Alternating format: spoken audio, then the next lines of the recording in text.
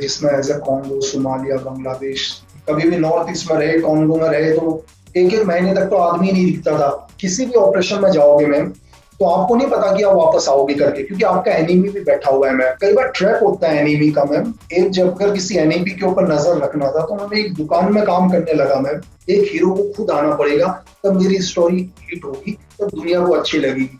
अगर मैं किसी हीरो के हिसाब से कहानी लिखूंगा, तो मैं कभी नहीं लिख पाऊंगा मैम। तो मेरी कहानी के हिसाब से हीरो को आना पड़ेगा मैम।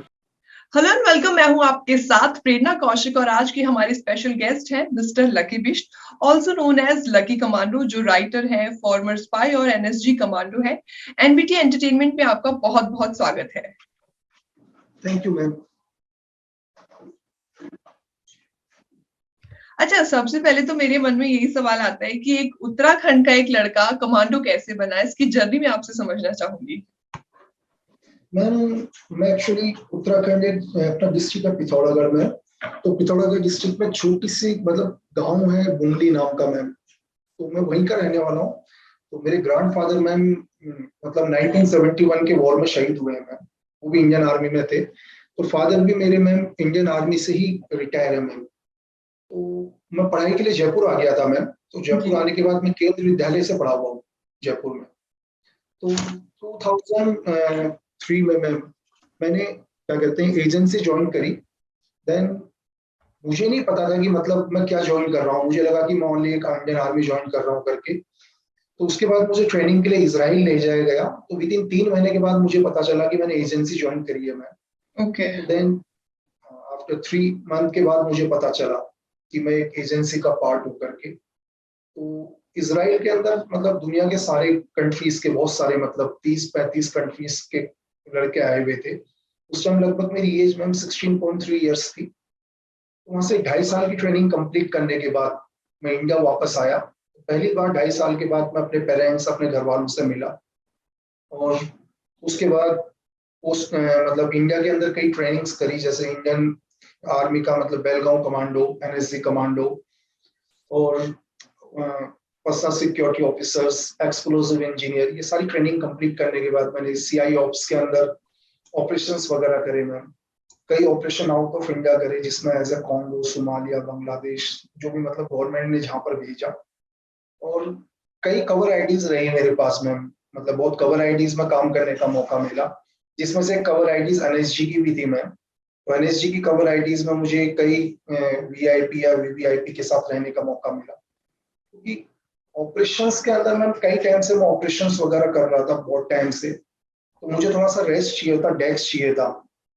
तो गवर्नमेंट ने इसलिए एनएसजी में डेपुटेशन दिया एज ए रेस्ट के लिए, जिसमें कई वीआईपी के साथ रहने का मौका मिला, जिसमें मैं अपने उस टाइम के सीएम श्री नरेंद्र मोदी जी, या एल के अडवाणी, राजनाथ, प्रफुल्ल कुमार महंतो, तरुण गोगोई, बहुत सारे वीआईपी के साथ। अच्छा, बहुत कम एज में आप रॉ एजेंट बन गए थे और अब आप प्रोड्यूसर हैं, तो एकदम अलग करियर चॉइसेस, ये कैसे हुआ? मतलब इस जर्नी को मैं समझना चाहूंगी। मैम एक्चुअली क्या हुआ मैम, कई वीआईपी के साथ रहने के बाद, जैसे मैं साउथ में रहा, चंद्रबाबू नायडू के साथ भी रहा मैं। तो वहां से चंद्रबाबू नायडू के साथ रहा, तो उनके जो क्या कहते हैं साले हैं, जूनियर एनटीआर या अल्लू अर्जुन, उस टाइम एक्चुअली मुझे इतना नहीं पता था कि इंडस्ट्री में साउथ भी इंडस्ट्री है करके। ठीक है।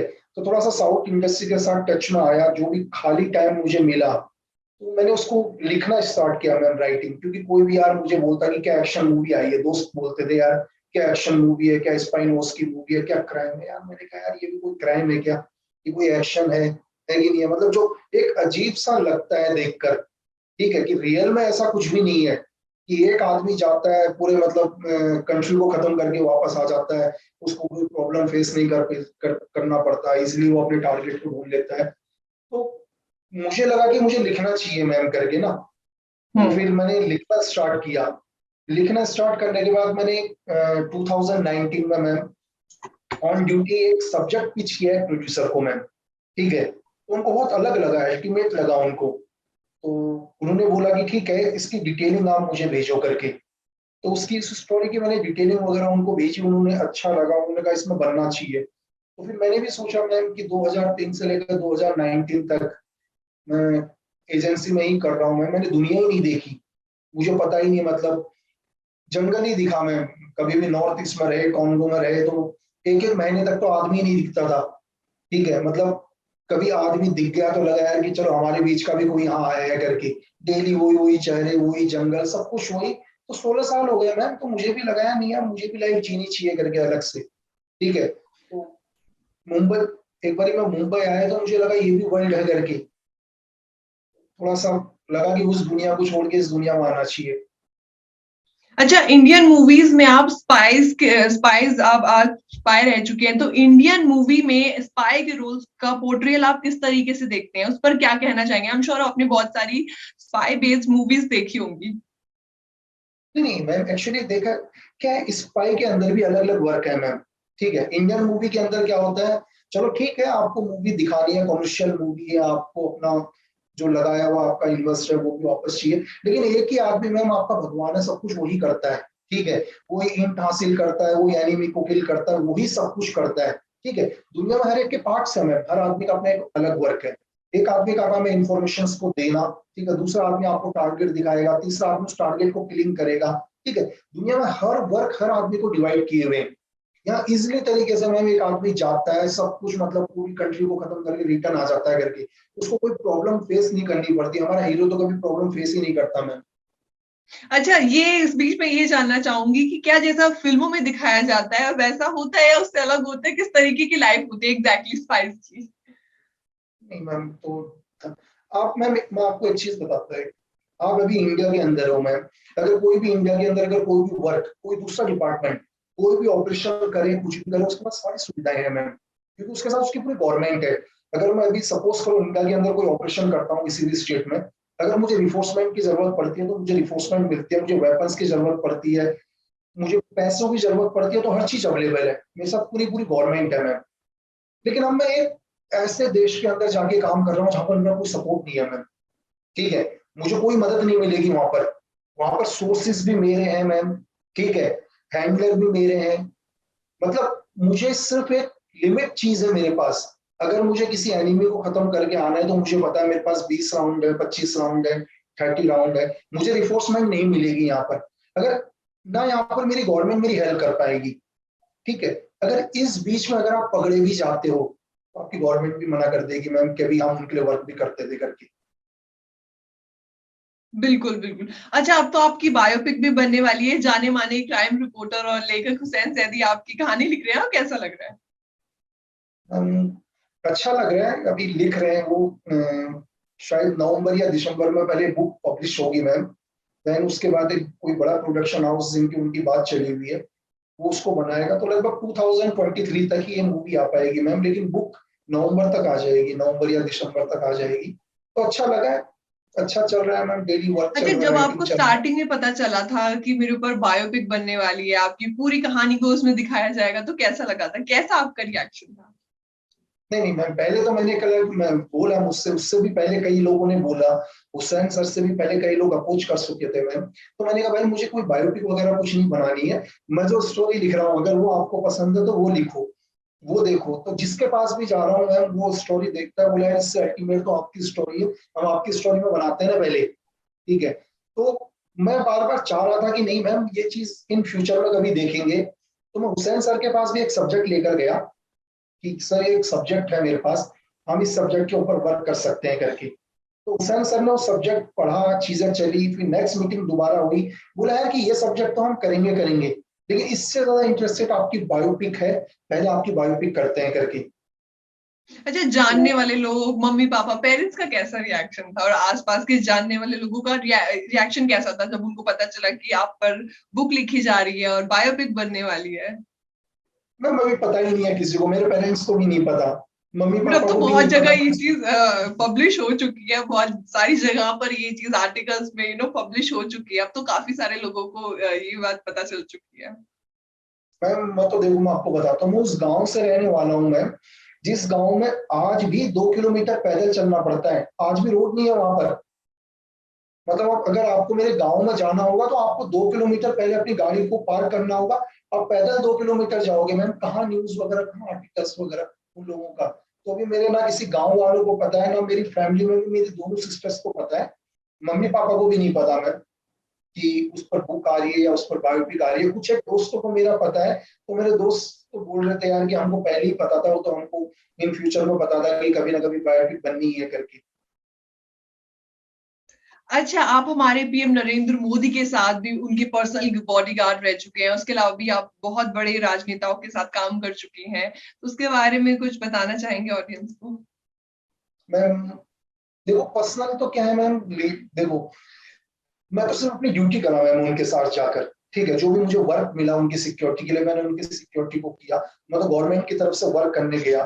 ठीक है, तो जितने भी लीडर्स थे, जो भी पॉलिटिशियंस थे, जो भी सभी अच्छे हैं मैम। देखो सब अपना वर्क कर रहे हैं, मैं अपना वर्क कर रहा था ma'am. Being a commando, fitness आपकी टॉप प्रायोरिटी रहती होगी, तो हमारे यूथ के सामने आप कुछ ऐसा कुछ बताना चाहेंगे? उनके सामने उनको कुछ ऐसा फिटनेस टिप्स देना चाहेंगे? मैम सबसे पहले तो मैम, जो आज का यूथ है, आज की जनरेशन है, वो दुनिया में नशा छोड़ दे मैम। उसकी आधी प्रॉब्लम तो वैसे सॉल्व हो गई मैम। ठीक है, अगर वो नशा छोड़ता है तो 50%। दूसरा क्या है मैम, वो अपनी डाइट पर कंट्रोल कर ले। आप एक्सरसाइज भी दबा के कर रहे हो मैम, आपको फिटनेस भी दबा के रहना है। ठीक है, आपने डाइट में भी आपका कंट्रोल नहीं है। तीसरा मैम, आप कभी भी मॉर्निंग में, कि सूर्य आपको कभी ना उठाए मैम। ये कोशिश करो कि मतलब भगवान सूरज आपको कभी ना उठाए, आप मॉर्निंग में उनसे पहले उठो। अगर आपने अपने रूटीन को ही फॉलो कर दिया, तो आपको दुनिया में ज्यादा वो कोई एक्सरसाइज वगैरह कुछ की जरूरत नहीं है मैम, अगर आप इस चीज को भी फॉलो करते हैं तो। लेकिन एक फिटनेस बहुत जरूरी है। मतलब एवरी जो भी आज के यंग जनरेशन है, अर्ली मॉर्निंग में उनको 5 to 10 किलोमीटर नॉर्मल रनिंग करनी ही करनी चाहिए। All right. अच्छा, कमांडो फिल्म प्रोडक्शन हाउस के बैनर तले वेब सीरीज भी बन चुकी है, म्यूजिक एल्बम भी बन चुकी है, और इसके अपकमिंग प्रोजेक्ट्स क्या हैं? आप उसके बारे में बताएंगे? मैम एक्चुअली अभी तो क्या है मैम, मैं एक फ्लाइंग हेड्स प्रोडक्शंस, एक प्रोडक्शन हाउस है मैम, जिसके ऑनर आदित्य शर्मा है। तो मैं इस प्रोडक्शन हाउस के अंडर में चला गया हूँ मैम, मैं अभी इसके लिए वर्क कर रहा हूँ। मेरे जितने भी प्रोजेक्ट हैं, जो भी मतलब मैंने अभी 3 वेब सीरीज लिखी है और एक मूवी लिखी है मैम, जो इसी प्रोडक्शन हाउस में आ रही है। तो मैं भी इस प्रोडक्शन हाउस के अंडर में वर्क कर रहा हूँ। तो शायद 2023 तक मेरी 3 वेब सीरीज, जो एक ओटीटी में पिक्चर मैम और एक थिएटर मूवी जो मैंने लिखी है, वो शायद 2023 तक आ जाएगी। अच्छा, कब समझ आया कि मुझे लिखने में इंटरेस्ट है, या फिर बचपन से थोड़ा बहुत लिखने का शौक रहा है? किस तरीके की राइटिंग की जर्नी आपकी रही है? नहीं नहीं मैम, अगर लिखने का ही शौक होता तो स्पेशल फोर्स ज्वाइन ही नहीं करता, मैं कहीं और बैठा होता मैं। कभी पढ़ाई में ही मन नहीं लगा, तभी फोर्स ज्वाइन कर ली। लेकिन कुछ एक चीज है मैम, जैसे कभी क्या हुआ मैम, हम लोग मूवीज देखते थे। ठीक है, लोग मूवीज देखते थे, तो मुझे लगा मैम कि चाहे 1971 वॉर हो, ठीक है, जिन लोगों ने अपने देश के लिए मैम सर्वोच्च बलिदान दिया, ठीक है, लोग उन्हें जानते भी नहीं है। तो मैंने कहा कि क्यों ना मैं लिखूं, और उन लोगों के लिए लिखूं मैम जिनके बारे में दुनिया को पता ही नहीं है। मैं आपको बताऊं मैम कि मुझे किसी के राइट्स चाहिए थे, मैं चाहता था उनके बारे में दिखाऊं। तो मुझे उनके घर तक जाने के लिए मैम 7 किलोमीटर पैदल जाना पड़ा। और मैं आपको बता दूं कि इस दुनिया के अंदर वर्ल्ड का सबसे बड़ा ग्लैमर अवार्ड है विक्टोरिया क्रॉस मैम, जिसको वर्ल्ड वॉर में दिया जाता था। तो हमारे देश का एक मैम शहीद, जिन्होंने 19 साल की उम्र में वर्ल्ड वॉर फर्स्ट के हीरो रहे हैं मैम, दुनिया उनको जानती ही नहीं है मैम, कि एक 19 साल के बच्चे ने इस मतलब पूरी दुनिया में दुनिया का सबसे बड़ा ग्लैमर अवार्ड लेके आ गया, और वो हिंदुस्तान का है, लोगों को पता ही नहीं है मैम। तो मैं चाहता हूँ कि वो लोग दुनिया के सामने आए, उनका इतिहास दुनिया के सामने आए, ताकि यूथ को पता चले। आज के यूथ को ना 24-25 एज तक तो पता ही नहीं उसने करना क्या है मैम। देन उसके बाद वो डिसाइड करता है कि मैंने करना क्या है। उसको अपना गोल ही मतलब अपना गोल क्लियर नहीं है कि मैंने करना क्या है मैम। कभी किसी से, मैं भी अपने दोस्तों से पूछता हूँ, नए लड़कों से पूछता हूँ क्या करना है, तो अभी उनको क्लियर नहीं है मैंने करना क्या है। नहीं सर ये करते हैं, अगर ये नहीं होगा तो ये करते हैं, ये नहीं होगा तो ये नहीं होगा। मतलब एक गोल उनको फिक्स नहीं है कि मैंने जिंदगी में यही करना है। अच्छा, उन लोगों के लिए आपका क्या मैसेज होगा जो आपको देख रहे हैं, और आपका यूथ आपकी फैन बेस है, उनके लिए कोई मैसेज, जो कमांडर बनना चाहते हैं उनके लिए कोई मैसेज?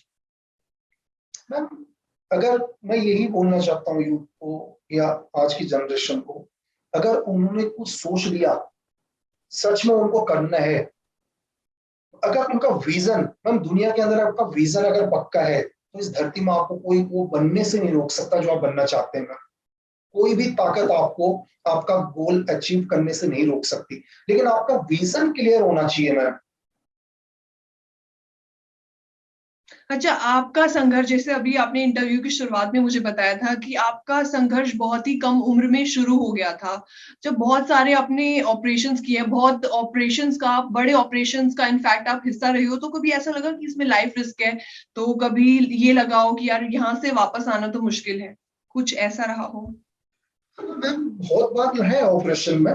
जब भी ऑपरेशन में जाते हैं, आप किसी भी ऑपरेशन में जाओगे मैम, तो आपको नहीं पता कि आप वापस आओगे करके, क्योंकि आपका एनिमी भी बैठा हुआ है मैम। आप कोई भी ऑपरेशन करने जा रहे हो, जरूरी नहीं है कि आपके पास जो भी इंफॉर्मेशन आ रही है वो 100% सही है। कई बार ट्रैप होता है एनिमी का मैम, वो आपको किल करने के लिए आप तक इंफॉर्मेशन पहुंचाते हैं। हमको लगता है कि यार हमारे को एक इंफॉर्मेशन मिली है कि एक हाइड आउट के अंदर, एक घर के अंदर 4 मिलिटेंट रुके हुए हैं करके, ठीक है, ये हम सोचते हैं। लेकिन हो सकता है कि वो मिलिटेंट ने ही एक ट्रैप बनाया हो ताकि वो हमको वहां तक बुलाए। और बहुत बार ऐसे इंसिडेंट हुए हैं मैम कि मिलिटेंट खुद एक ट्रैप करता है ताकि हम वहां तक पहुंचे। हम लोग जितने भी ऑपरेशन में जाते हैं, कभी किसी को ये नहीं पता होता मैम वो वापस आएगा या नहीं आएगा करके। तो कभी सोचा ही नहीं मैम, क्योंकि इस दुनिया में कोई इंसान है ही नहीं जो कभी नहीं मरेगा मैम। देखो मरेगा तो हर इंसान ना, लेकिन जो भी आदमी अपने कंट्री के लिए मरता है उससे बड़ा तो कुछ नहीं है ना मैम। जो इंसान अपने कंट्री के लिए मरता है, उस दिन आप देखना मैम, जो दोस्त उसको नहीं भी जानते हैं वो बोलते हैं यार ये मेरा दोस्त है करके। उससे अच्छी मौत में मैम दुनिया में किसको नसीब होगी। ओके। अच्छा, बीइंग अ स्पाई ऐसा बहुत बार होता होगा कि आपको अपना अपीयरेंस चेंज करना पड़ा होगा और आउटर अपीयरेंस आपको बहुत बार बदलना पड़ा होगा, आई एम श्योर। इससे रिलेटेड कुछ किस्सा होगा जो आप ऑडियंस के साथ शेयर करना चाहोगे? क्योंकि बाद में सुन के बड़ी हंसी आई होगी आपको, मतलब किसी को बताते टाइम बहुत हंसी आई होगी, या स्टार्टिंग के फेज में आपको लगा होगा यार बहुत सीरियस है, कुछ ऐसा किस्सा? मैम हाँ, कई बार अलग अलग आइडेंटिटीज में रहना पड़ता है मैम। तो मुझे भी एक जब अगर किसी एनईपी के ऊपर नजर रखना था, तो मैं एक दुकान में काम करने लगा मैम।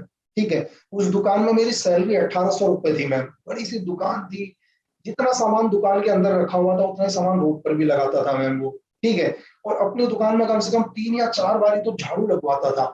ठीक है, अब इतना नॉलेज तो है नहीं ना मैम सामान वामान तोलने का, तो उसके राशन वगैरह होता तो नजर भी रखता था। अब राशन अगर किसी ग्राहक को थोड़ा सा ज्यादा दे दे, उस टाइम वो कुछ नहीं बोलेगा, आने के बाद थोड़ा झाड़ेगा, यार क्या कर रहा है करके मेरे को बर्बाद करेगा। अरे सर चावल के 4 ही तो दाने गए हैं यार, है ना, उस 4 दाने में भी उसने मेरी आधे घंटे क्लास लगानी है मैम। तो ये लगा लो कि कुछ काम नहीं हो तो उसने दिन भर क्या करवाना है मैम, जो उसके दुकान के अंदर जो मतलब मतलब क्या मतलब ऐसे डब्बे रखे हुए हैं शीशे के, उन डब्बों में ही मैम कपड़ा मरवाएगा, लेकिन रेस्ट नहीं करने देगा। तो वहां लगभग मैम मैंने 1.5 महीने काम किया, तो मतलब लगा यार कि क्या लाइफ है करके मैम। अच्छा, कहाँ अब जब मतलब, उस लाइफ के बारे में आप सोचते हो तो कैसा लगता है कि यार वो अरे भी एक मैम बड़ी, टाइम था, अब भी टाइम है? अरे मैम बड़ी हंसी है। मतलब कैसा लगेगा आप खुद ही सोचो ना मैम, कि 4 बारी एक आदमी आपसे झाड़ू लगवा रहा है मैम। ठीक है, अगर आपने चावल के 4 दाने भी किसी को ज्यादा दे दिए तोलने में, तो उसके लिए भी आपकी क्लास लगा रहा है वो आदमी। तो वो सोचते हैं तो कई बार हंसी आती है उन लोगों के ऊपर। चलो मैम कोई नहीं, ये पार्ट ऑफ जॉब था तो कोई फर्क नहीं पड़ता है। तो बहुत इंसिडेंट रहे लाइफ में ऐसे। अच्छा, अब किस तरीके का आपका शेड्यूल रहता है? What's your day like? क्या करते हो आप जनरली? मैम अर्ली मॉर्निंग लगभग 6 बजे उठे, अपना थोड़ा सा मॉर्निंग वॉक वगैरह किया, उसके बाद अपना ब्रेकफास्ट वगैरह बनाया मैम। ब्रेकफास्ट वगैरह बनाने के बाद फिर ऑफिस में आया, लिखने लगे जो भी मेरे प्रोडक्शन या प्रोड्यूसर को भी जो जरूरत है या जो डायरेक्टर ने जो जरूरत है वो किया। कंप्लीट करने के बाद लगभग मैम रात को 9-10 बज जाते हैं वर्क करते करते। फिर 10-1 बजे गए अपना, फिर रात का अपना डिनर वगैरह बनाया, तो देन खाया, फिर सोया। यही रूटीन चल रहा है मैम। अच्छा, हमेशा बॉलीवुड सोचते मूवीज हैं, देखते हो आप? किस तरीके की बॉलीवुड मूवीज आपको पसंद है? बहुत सारी अच्छी है मैम बॉलीवुड मूवी। अगर आप 5 सिंह तोमर देखो तो मुझे अच्छी लगती है मैम। ठीक है, इस टाइप की अगर नीरज पांडे सर की आप मूवीज देखो, तो मतलब जिसमें लगे, जिसमें मतलब जो कैरेक्टर को हम लोग अपने आप से रिएक्ट करें कि यार लगे कि ऐसा हो सकता है करके। ठीक है मैम, तो वो मूवी अच्छी लगती है, वो वेब सीरीज अच्छी लगती है।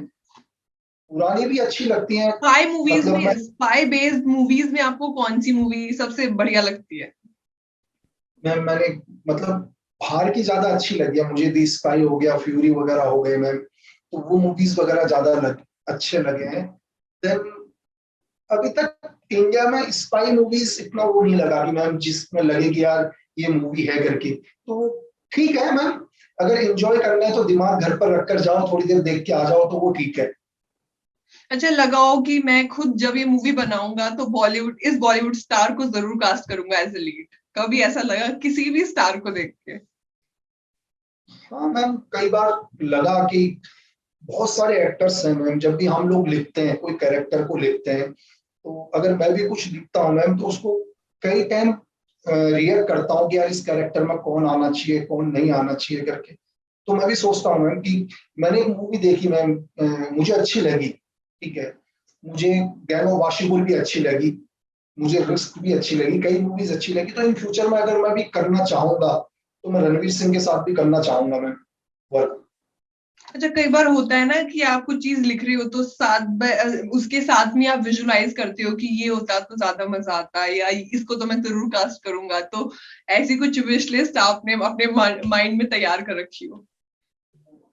नहीं नहीं मैम, एक्चुअली क्या है मैं आपको बताता है मैम, मतलब यहाँ मुझे जितने भी बोलते हैं कि यार तुम किस एक्टर को सोच रहे थे लिखते समय, मैम कभी भी मैंने कोई कहानी लिखी तो आज तक मैंने कभी कैरेक्टर को सोचा नहीं कि यार ये एक्टर मेरे कैरेक्टर में हिसाब से लिखूं। मैम मैं पहले पूरी कहानी लिखता हूँ, पूरी स्टोरी लिखता हूँ, देन मैं देखता हूँ कि मेरी स्टोरी के अंदर अब इस कैरेक्टर में कौन सा हीरो आ सकता है करके। मैम मैंने एक बार पहले लिखना सोचा कि यार मैं एक बच्चन साहब को और अभिषेक सर को लेके कहानी लिखूं करके। तो मैं कहानी लिखता गया, कभी मेरी कहानी मैम उनकी पुरानी मूवी से रिएक्ट हो जा रही, कभी किससे हो रही, मैं अपनी कहानी नहीं लिख पा रहा हूँ। तो मुझे समझ में आया कि यार मुझे स्टोरी लिखनी पड़ेगी और मेरी इस स्टोरी के डीएनए में एक हीरो को खुद आना पड़ेगा, तब मेरी स्टोरी हिट होगी, तब दुनिया को अच्छी लगेगी। अगर मैं किसी हीरो के हिसाब से कहानी लिखूंगा तो मैं कभी नहीं लिख पाऊंगा मैम, तो मेरी कहानी के हिसाब से हीरो को आना पड़ेगा मैम। बिल्कुल बिल्कुल। तो ये थे हमारे साथ लकी कमांडो, जिनसे सीखने के लिए वाकई बहुत कुछ है, और बहुत अच्छा लगा आपसे बात करके। All the very best for your future. नहीं नहीं, thank you ma'am, thank you so much. और आपने मुझे यहाँ बुलाया उसके लिए आपका बहुत बहुत धन्यवाद मैम। ठीक है, थैंक्स मैम। Thank you.